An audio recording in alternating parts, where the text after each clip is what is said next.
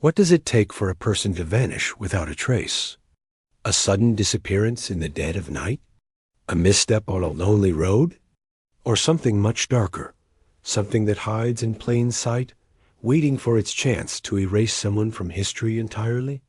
In the quiet corners of Pennsylvania's rural landscape, where winding dirt roads cut through endless fields and small towns move at their own unhurried pace, there once lived a woman named Mary Bach.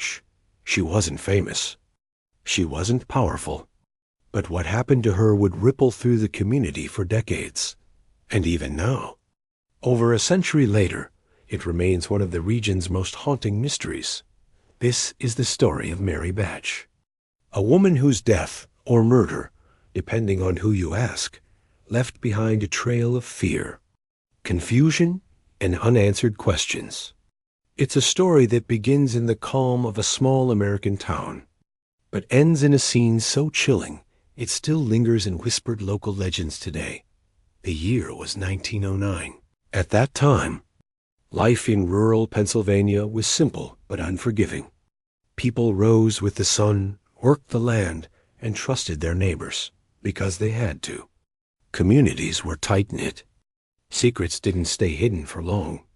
And yet, somehow, Mary Bach's fate slipped through everyone's fingers. According to early accounts, Mary was last seen near her home in Leithsville, a small community just outside Hellertown. She was a familiar face, hard-working, reserved, perhaps even lonely, but certainly not someone who made enemies. So when her body was discovered days later, lifeless and broken in a shallow ravine behind her property, the shock spread like wildfire. Was it an accident? Was it something more sinister? Local authorities were quick to form their theories, but as the details began to surface, the story took a darker turn. Witnesses spoke of strange noises that night. Others recalled seeing a shadowy figure near Mary's property, someone who didn't belong. And then there were the whispers that her death wasn't just tragic, but deliberate. But was this really what happened? In time, the story of Mary Bach faded from the headlines, reduced to a grim footnote in local history books. Yet those who have revisited the case, investigators, historians, even amateur sleuths, all agree on one thing: something about it never felt right. Before her name became tied to tragedy, Mary Bach was known simply as Miss Mary, a quiet, unassuming woman who lived a modest life on the edge of town. She was 68 years old in 1909, a lifetime spent in the same familiar stretch of Pennsylvania countryside. Her home, a small wooden farmhouse surrounded by fruit trees and a vegetable garden, was the kind of place that reflected her character: simple, orderly, and built from years of quiet perseverance. Mary was born in 1841, long before electricity or paved roads reached most of the region. Her childhood was one of hard work and faith. She came from a family of German descent, one of the many who had settled in Lehigh County, bringing with them their customs, their language, and their devotion to community. Those who knew Mary often said she carried those same values well into her old age. Mary wasn't the type to gossip. One neighbor once recalled in an old newspaper clipping. She kept to herself, but she was kind. If you needed something, a bit of sugar, or help with the laundry, she'd never say no. By all accounts, Mary lived a simple but dignified life. She had never married, which was uncommon for women of her time, and that often made her a subject of quiet speculation among locals. Some called her independent, a woman who preferred her own company to that of a husband. Others, more judgmental, whispered that loneliness had followed her all her life. But perhaps, like many women of her generation, Mary had simply learned to survive on her own terms. She tended her small farm, sold eggs and vegetables to neighbors, and was known to walk into town every Sunday for church. Despite her age, she remained active, her hands always busy with work. People would see her carrying baskets from the market or patching the wooden fence outside her home. Yet beneath that steady routine, There were hints of hardship. Friends remembered that Mary had grown more cautious in her later years. She didn't like strangers. Another neighbor once told a reporter, said there were too many drifters passing through. It was true. Around the turn of the century, the Lehigh Valley saw a growing number of itinerant workers moving between towns, looking for farm or railroad labor. For a woman living alone, it must have been unsettling.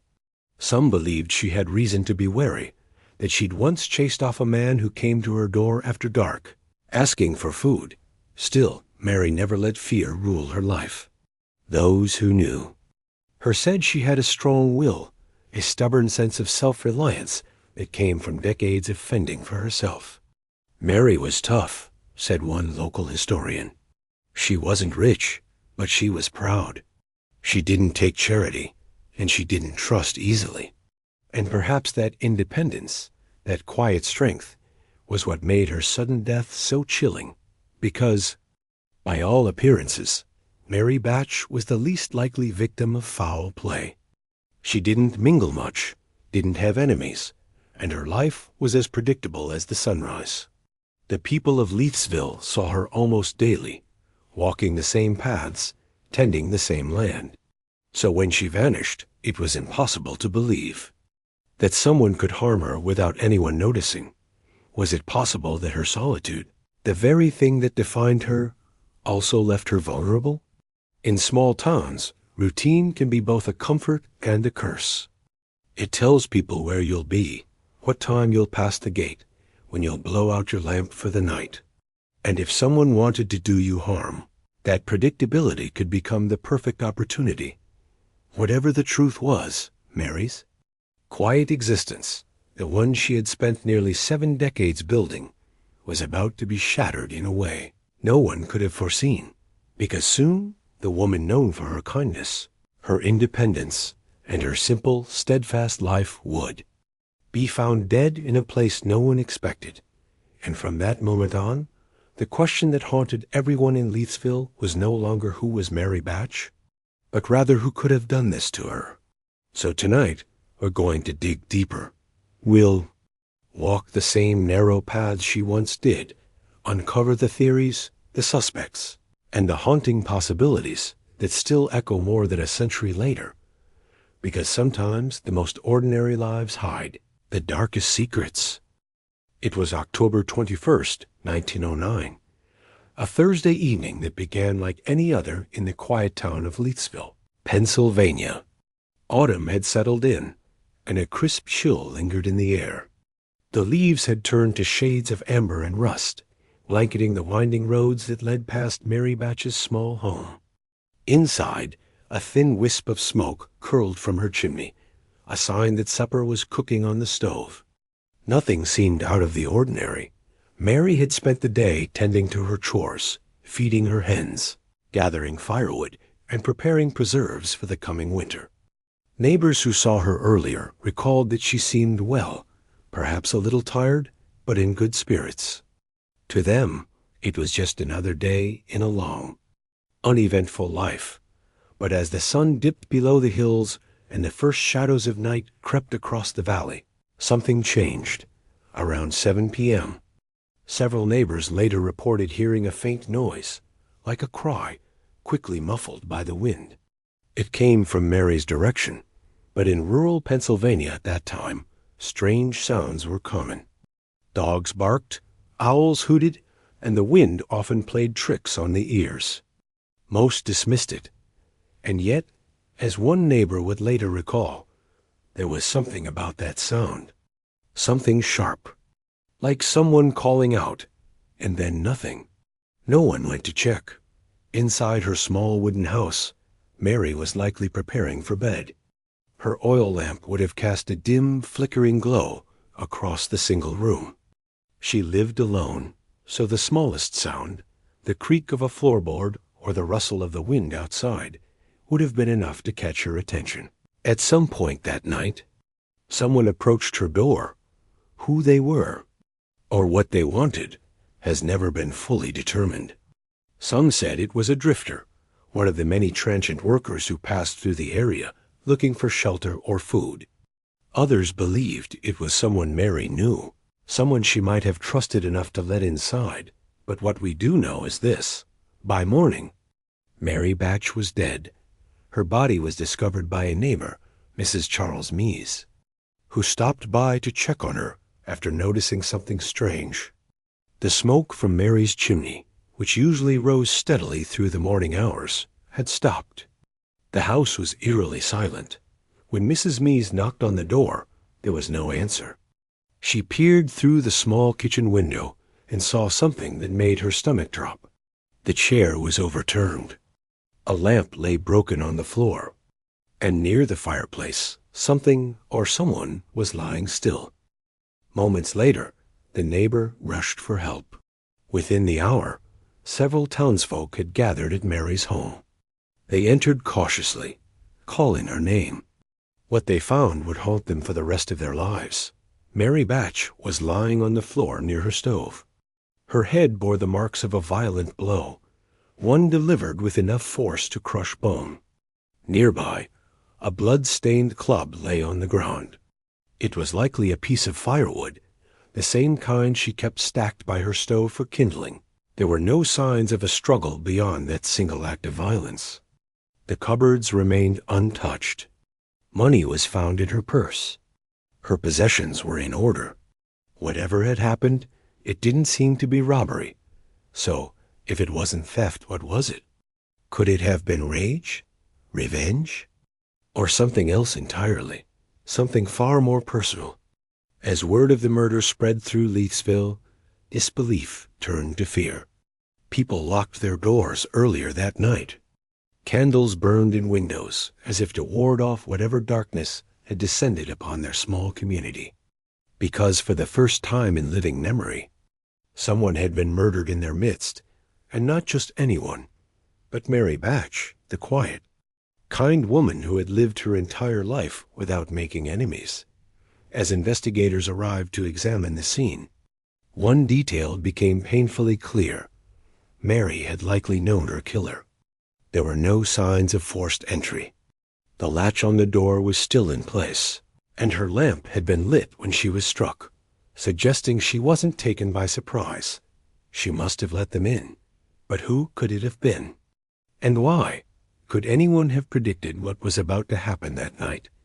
That an elderly woman living alone in a peaceful rural town would meet such a brutal, senseless fate? In the coming days, investigators would try to answer those questions.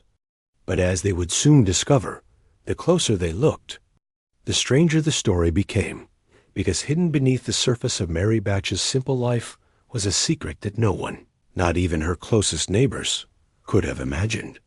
And that secret would soon turn the quiet town of Leithsville into the center of one of Pennsylvania's most chilling and perplexing murder cases.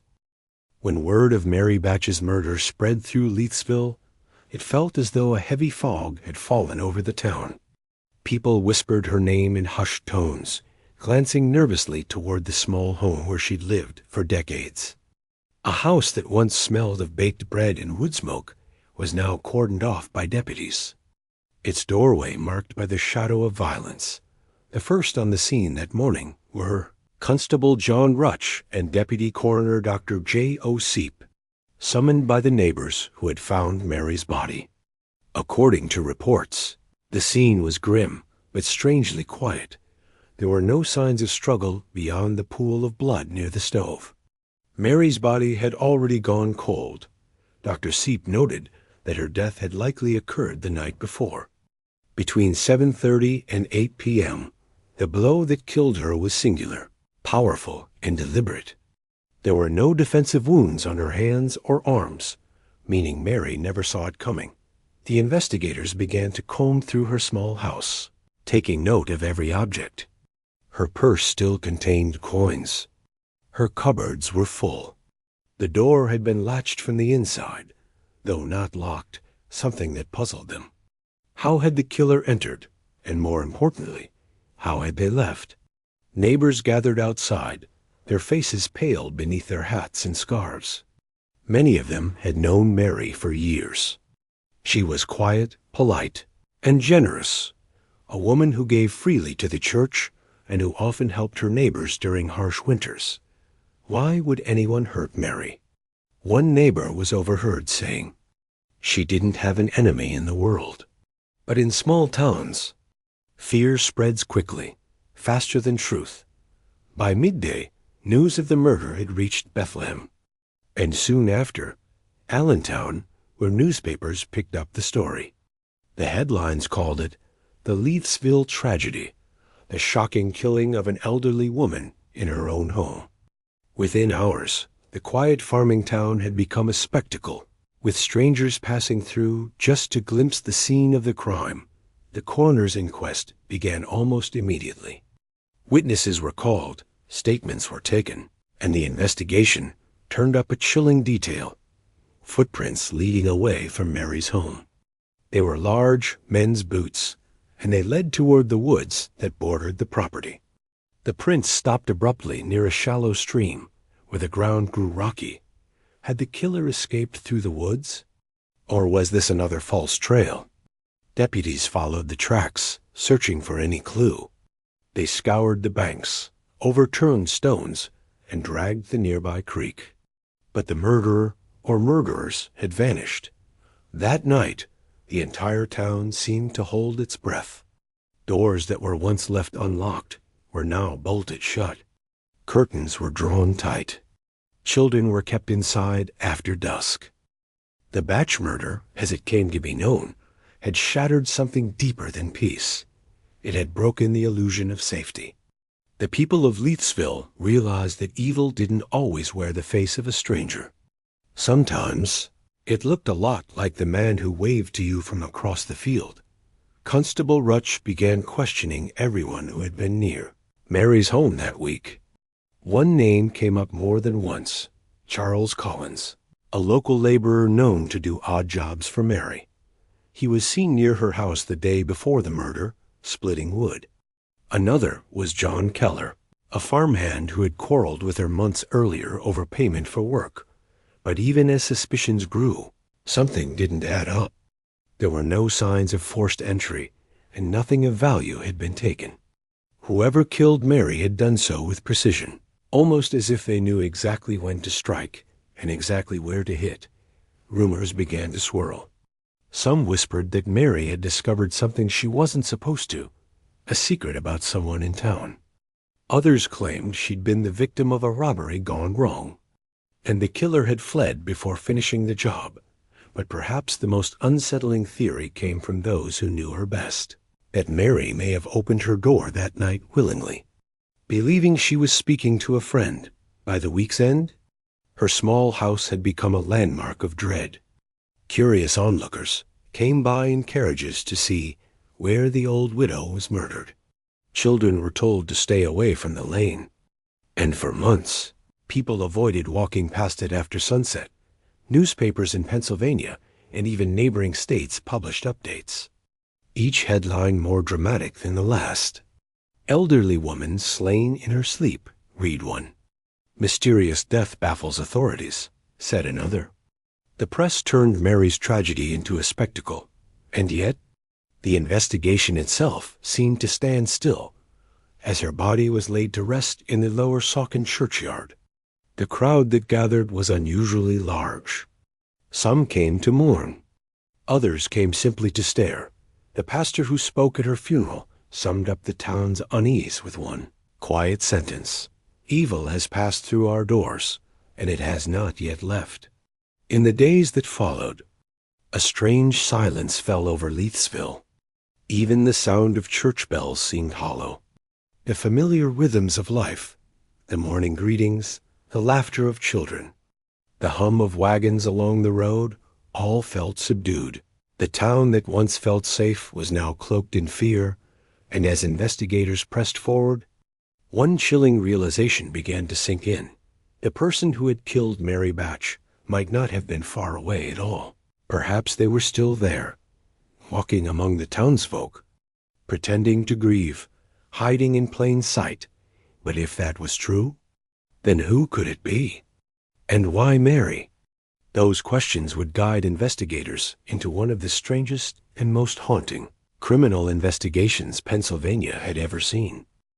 In the days following Mary Batch's murder, Leithsville transformed from a sleepy Pennsylvania hamlet into a tense, watchful community. Deputies patrolled the dirt roads, dogs barked at shadows, and gossip spread faster than the official reports ever could.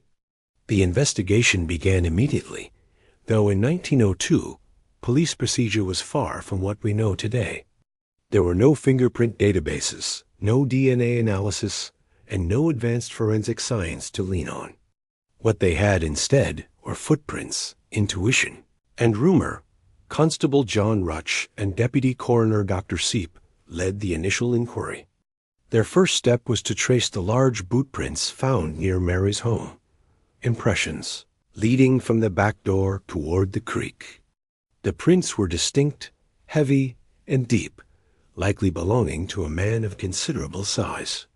But as the trail reached the stony edge of the stream, it disappeared entirely. No further tracks were found on the opposite bank. It was as if the killer had simply vanished into the dark Pennsylvania woods. Word soon reached the authorities that Mary had been seen the day before her death speaking with Charles Collins, a local farmhand who often did chores for her. Charles was known around town as a capable worker, but also as a man with a temper. He was the first person brought in for questioning.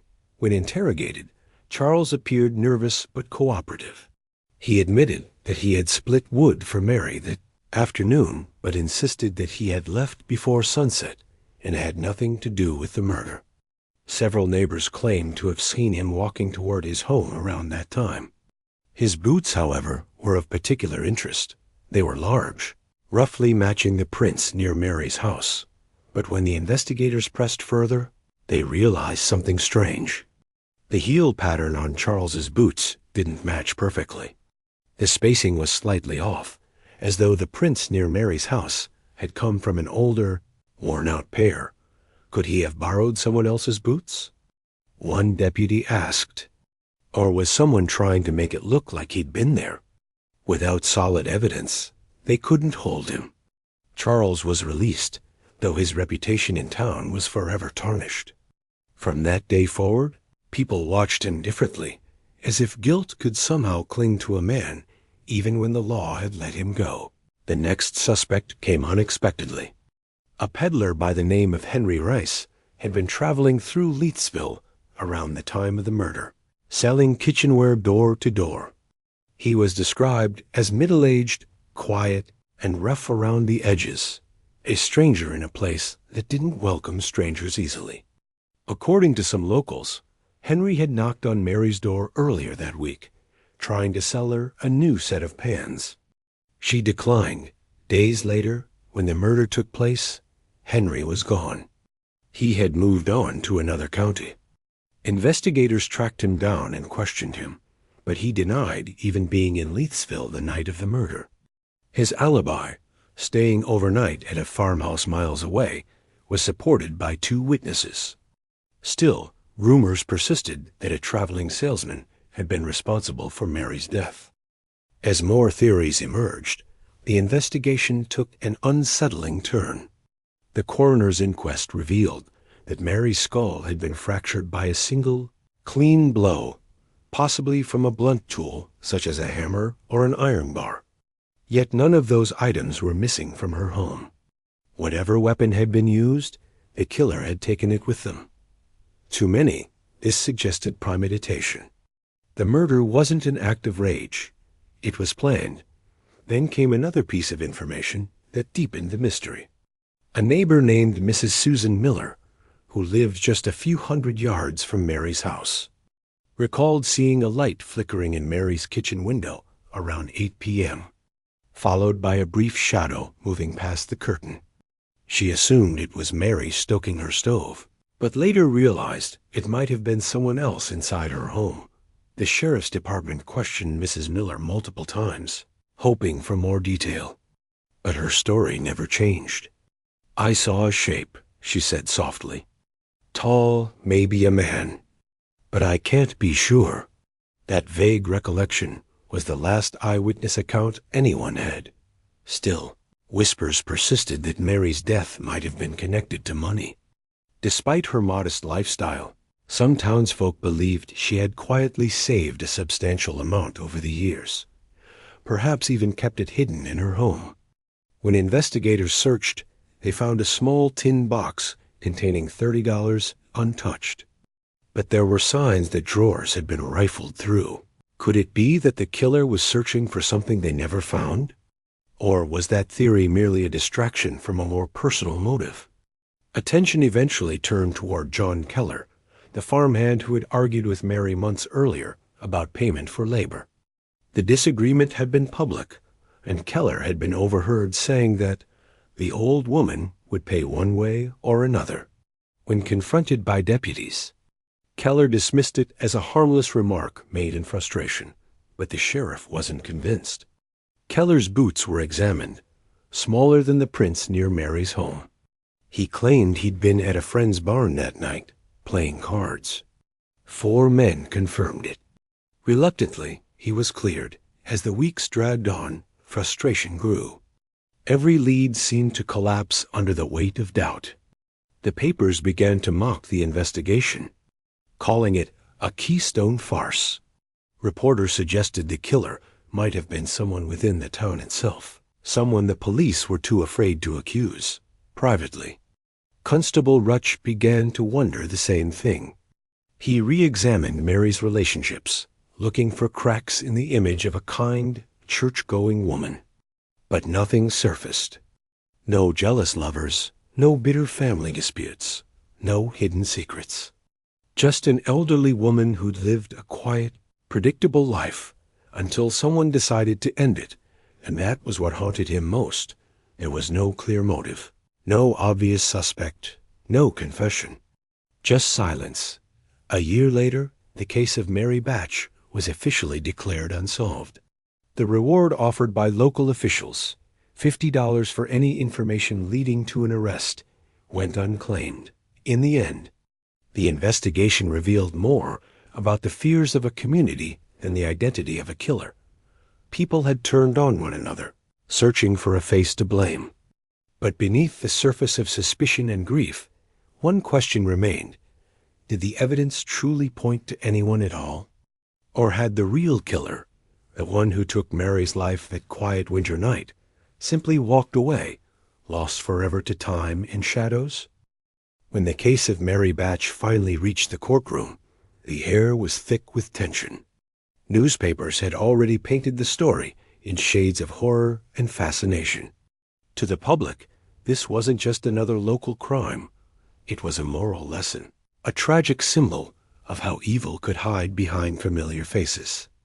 Headlines screamed phrases like, "The mystery of the vanished maiden," and "A town's trust betrayed." And though little was known for certain, the media's words carried a weight that often felt more powerful than the evidence itself. The trial began on a cold, gray morning. The courthouse was packed. Neighbors, reporters, and onlookers from neighboring towns filled every bench, straining to catch a glimpse of the accused and hear the latest whispers. Some came out of curiosity, others out of outrage, and some, perhaps, out of guilt. After all, this was a community that once prided itself on being safe and close-knit. And now, here they were, divided, suspicious, and staring into the void that Mary's disappearance had left behind. The prosecution leaned heavily on circumstantial evidence. A set of footprints found near the edge of the woods. A few conflicting testimonies. And perhaps most damningly, the emotional weight of a missing girl whose story had already captured the hearts and fears of the entire county. The defense countered with skepticism. No body, no weapon, no concrete proof that Mary Batch had even been killed. "You are being asked," one lawyer said sternly to the jury, "to convict a man for a ghost, for a story that has been built upon rumor and imagination." But public opinion was already swayed. The press had made up its mind long before the verdict was even discussed. Articles were printed daily, each one adding new layers of drama and speculation. Some described Mary as a saintly young woman, pure, innocent, almost ethereal. Others suggested darker undertones, hinting that perhaps she had secrets, that perhaps her disappearance wasn't as simple as it seemed. The contradiction only fueled the fascination. People debated in shops, in church pews, and around kitchen tables. Everyone had a theory, and no one could stop talking about it. And through it all, Mary's family remained silent. Her mother, once a lively woman, sat through each day of testimony with a distant, glassy stare. Her father's hands trembled when he took the stand, his voice breaking as he recalled the last time he saw his daughter. There was grief, yes, but also something deeper. Shame, perhaps, or exhaustion. As though the weight of the town's eyes had drained whatever hope they once had left. The media's portrayal of the accused shifted from week to week. One day, he was the villain, a man of strange habits and questionable morals. The next, he was a victim of mob hysteria, an unlucky scapegoat caught in the crossfire of public outrage. It became less about truth and more about spectacle. People didn't just want justice. They wanted closure, a story that made sense. And when facts couldn't provide that, imagination filled the gaps. But beneath the surface of all the noise and judgment, a more uncomfortable question lingered. How much of what people believed was truly based on evidence, and how much was simply the reflection of their own fears? In a society where reputation meant everything, it was far easier to assign blame than to confront uncertainty.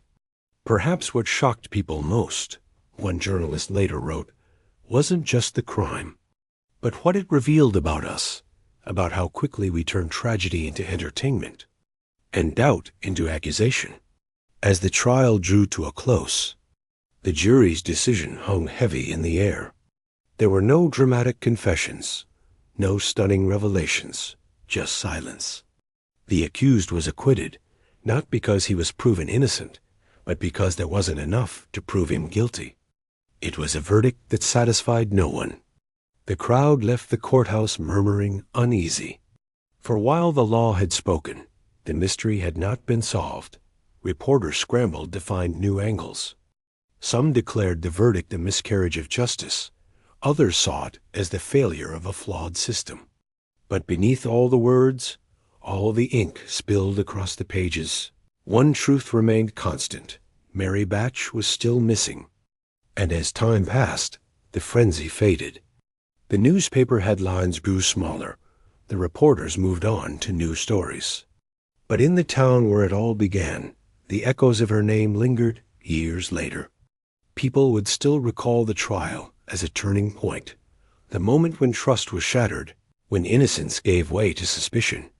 The case of Mary Bach became less about what had happened, and more about what it said about the world itself, that beneath the surface of civility, darkness could bloom quietly, unseen, and so, as the courthouse doors closed and the town tried to move forward, the haunting truth remained.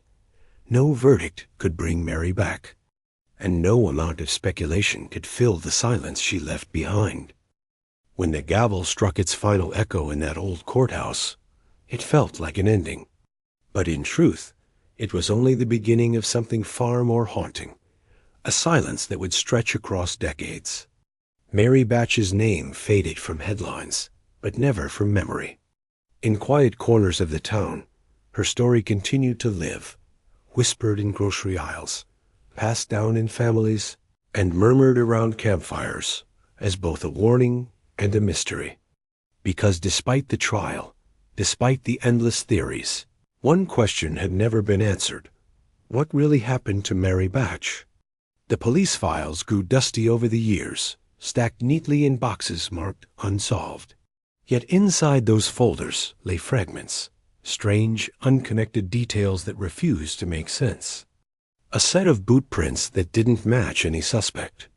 A torn piece of fabric found miles away from where Mary was last seen. And perhaps most chillingly, a letter sent anonymously to her parents months after the trial. It contained no name, no return address, just a single sentence written in trembling ink. She didn't leave alone.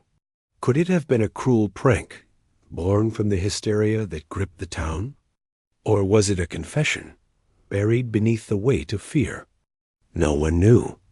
The note was examined, debated, forgotten, and rediscovered, each time reopening wounds that had never truly healed. Even as detectives changed and generations moved on, there was always someone, a new officer, a journalist, a curious teenager, drawn back to the mystery, hoping to see what others had missed. One of the more persistent theories suggested that Mary had not been taken by a stranger at all, but by someone she trusted. Some pointed to a family friend who had moved away shortly after her disappearance. Others whispered about an argument in the days before she vanished, a dispute no one wanted to discuss openly. Yet every time a lead seemed promising, it fell apart under scrutiny. Witnesses contradicted each other. Records were lost.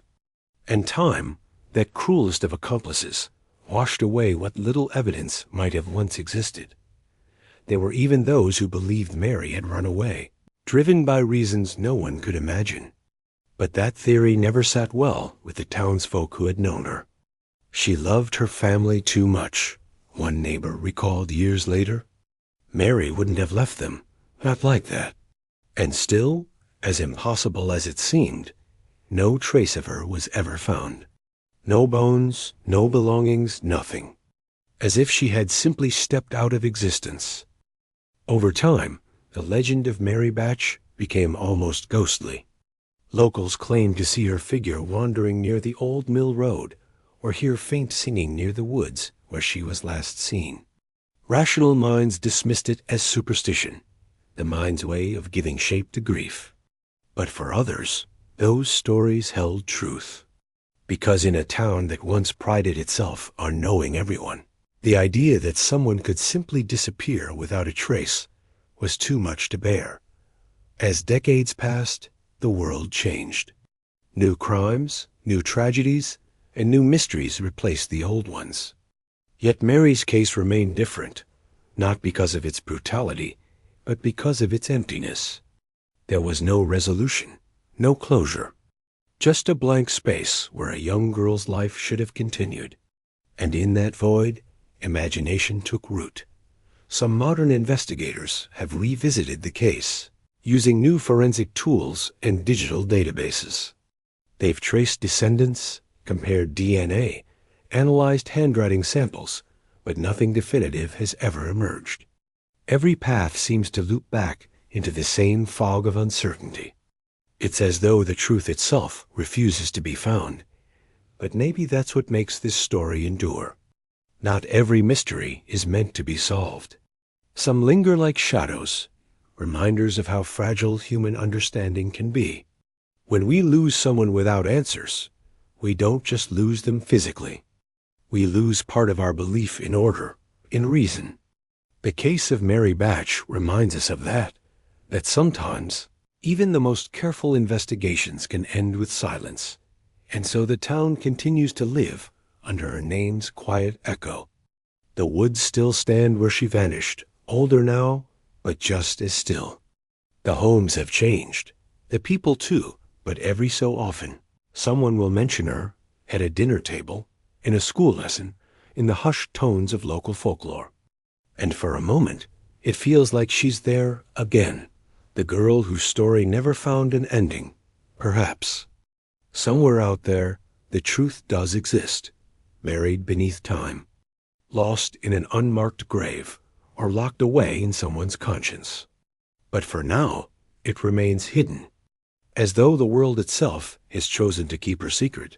And so, decades later, the truth remains just out of reach, hovering in that space between memory and myth, where stories like Mary Bach's are never truly forgotten, only left unfinished. Thank you for joining me in exploring this haunting case.